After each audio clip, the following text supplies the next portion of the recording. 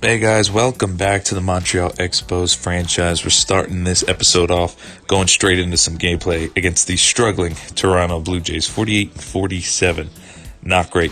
Alcs Manoah, though, he's having a decent season. I mean, 4.26 ERA is not bad, especially on a team like the Blue Jays.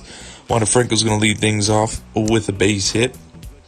And by the way, I hope you guys are still enjoying this series. Don't forget to leave a like and comment if you do, and subscribe if you're not already subscribed. Look at this. In the last episode, the Astros hit Ian Happ straight in the back, and now the Blue Jays want to mess around and hit our boy Ian Happ as well.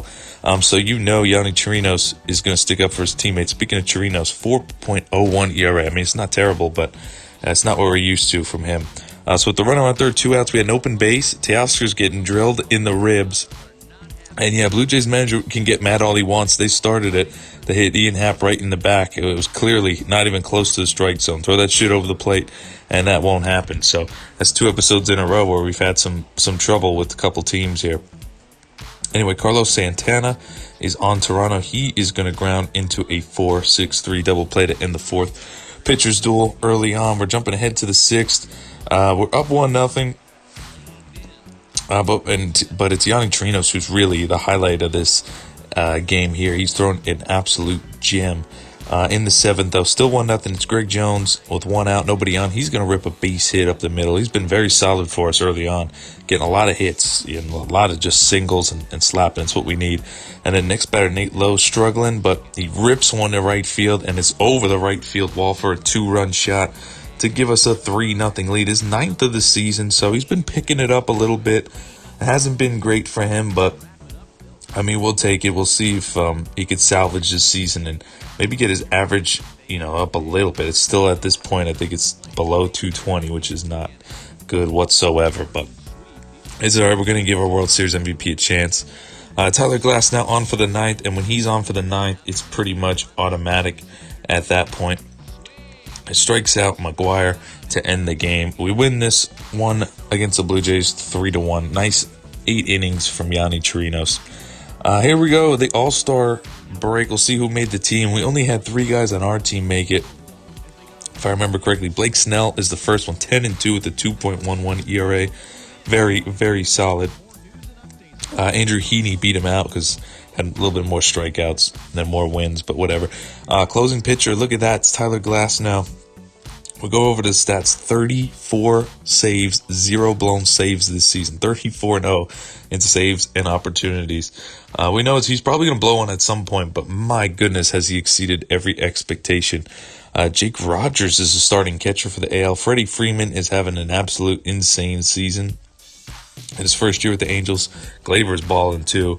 And then you got cheating Altuve, and then Cesar Hernandez, Anthony Rendon. He's always there. Shortstop, just wait till you see shortstop. Willie Adames has been snubbed again. I'm not saying he's having an unbelievable season, but J.P. Crawford is batting .205 with 4 home runs and 17 RBIs this season in 51 games. How does that make any sense that he made the All-Star team? That's the second time, I think. I think in year 1 he made it with similar stats. Just horrible. I don't get it at all. Anyway, left field, J.D. Martinez again, Mike Trout again in center. Who else? And then in right, we had Austin Meadows, although he didn't start because Trey Mancini's having a pretty decent year as well. But Meadows, Snell, and Glass now are our All-Stars this year. No Chirinos like usual. Again, no Adames. It is what it is. We're just going to jump ahead to this ALCS rematch against the Angels. If you saw their record, you may need to go back, but if you saw their record, us and the Angels are battling for the first seed in the American League. And here we go. It ends the first with a pop-up for Anthony Rendon. We have Woodruff on the mound. They have Jose Suarez. By the way, speaking of the All-Star, I just realized, it just came to me that I don't show the National League. I should probably show that. So in years going forward, I will show who made the National League All-Star team as well. I just fixated on the American League since we're in the American League. But anyway, nice strikeout from Freddie Freeman there in the 2nd. And then Justin Upton, 2 out, nobody on. He's going to strike out that high cheese, 98, top of the zone, high and away. It's a good pitch. Very, very good pitch. Jumping ahead to the 3rd, though, it's Roberto Perez. He's going to rip one. That's going to go high off the right field wall. Meadows is going to leap, but it's going to go off his head, off the wall, and then off his ahead, it looked like. One run's going to score. It's 1-0 Angels. And then the next batter is going to be Andrelton Simmons, and he is going to rip one up the middle, grounded through for a base hit. Another run's going to score. Here comes a second runner with 9 speed, and Ian Happ just misses, gunning him down. Roberto Perez just gets in there. Mike Trout's up next. Almost a nice play from Wander Franco, but it's going to be an infield hit from Trout, so they're still threatening in the third. It's the hot Freddie Freeman at the plate, and he's going to strike out high fastball. So Woodruff gets out of more trouble, but he did give up 3 runs that inning. In the bottom of the third, Hunter Renfroe up, bases loaded, 2 out, and he's going to rip one deep in the left field. That ball is going to be caught right before the track. I thought that had a chance to get out at first, but the left fielder got there a little too casually for my liking. James McCann, though, haven't seen many highlights of him this season because he's having a pretty bad year. But that's a base hit up the middle, get us back in this game with 2 outs. It's 4-2. Jumping ahead to the 7th, it's 5-2, and Rendon's going to hit a base hit and add to it. It's 6-2 now, Angels.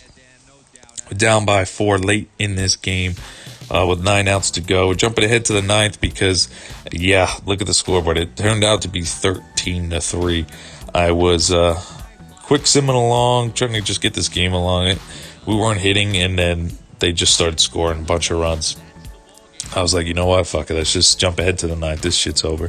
So we lose to the Angels. We get blown out. We're going to make a trade, though. We're going to trade shortstop Lucius Fox, who's 67 C potential. Switch hitter. I mean, solid. He's just never going to make it. We're going to trade him for the old veteran Andrew Miller, who's on the last year of his deal. He has a 2.66 ERA in 40 innings this season. So he's been back to his old ways, Andrew Miller, and we need some bullpen help for sure. We talked about it last episode. It's the only trade we're going to make at the deadline. Andrew Miller is now a Montreal Expo. Lucius Fox is going to go to the Cardinals. He was probably never going to see the time of day in the MLB anyway, maybe as like a bench backup eventually. But Lucius Fox, we wish you the best of luck, and Andrew Miller, welcome to the team. We got a good pitcher's duel this game. We're going against the Yanks. It's Garrett Cole versus Blake Snell, and Blake Snell's having a really good year, 2.13 ERA entering this game. We're jumping ahead to the 5th, though. The Yankees did unfortunately get 3 runs, but we're going to battle back here in the 5th. Austin Meadows gets a base hit to put the tying run at the plate, and that tying run is no other than Ian Happ, who is going to hit a base hit up the middle. You thought it was going to be a home run. No, that's going to be a base hit up the middle. 1 run's going to score on the infield single. It's 3-1. Willie Adames ropes one into right field. Judge going to get there. He's got good fielding, but no, he slides way short of the ball, and it's going to bounce in over the fence for a ground rule double. We scored 2 that inning to battle back. In the bottom of the 5th, still 3-2. Snell versus Judge, the best friends in real life, or not best friends, but, good friends in real life. Strikeout, high and away fastball. It's a cheesy pitch. Andrew Miller on for his Montreal Expos debut, and he would pitch a clean 8th inning. Nice strikeout. Had Miguel Andujar looking silly there. We're down by 2 going into the 9th. It's Chris Davis against Chad Green, and he is going to go opposite field. Judge is probably not going to get to that. The only question is, would it go over the wall? And it would. It would bounce off the top and go over for Chris Davis's 20th home run this season. He's been a very underrated acquisition. Down to our last strike, it's Brandon Lowe. Rips one in a right. Is that going to be high enough to get out of here? It is. Another home run. 2 solo shots in the 9th. Help us tie the game off of Chad Green. And they do have Chapman.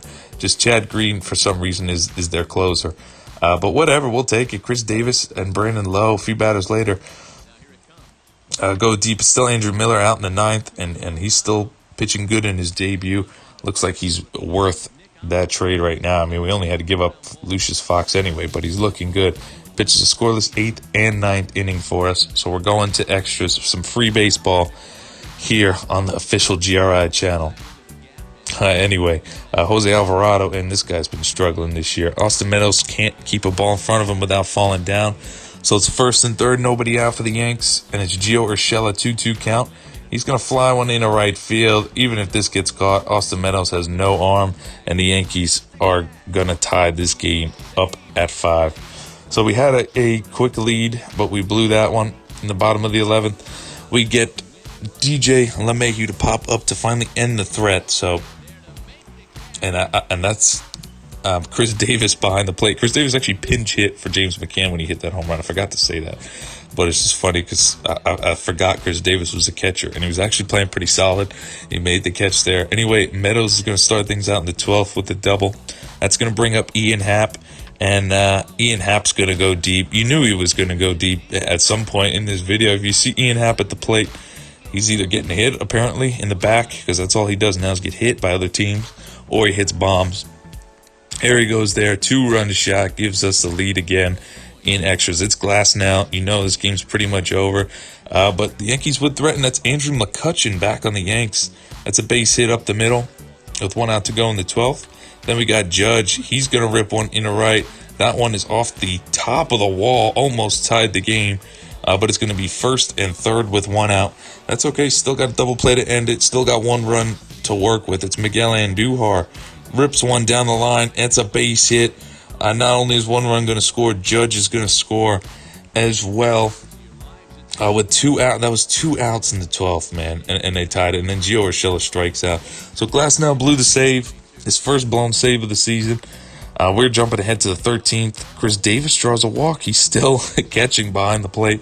I mean, he wasn't doing a bad job, so why not? We'll leave him in there.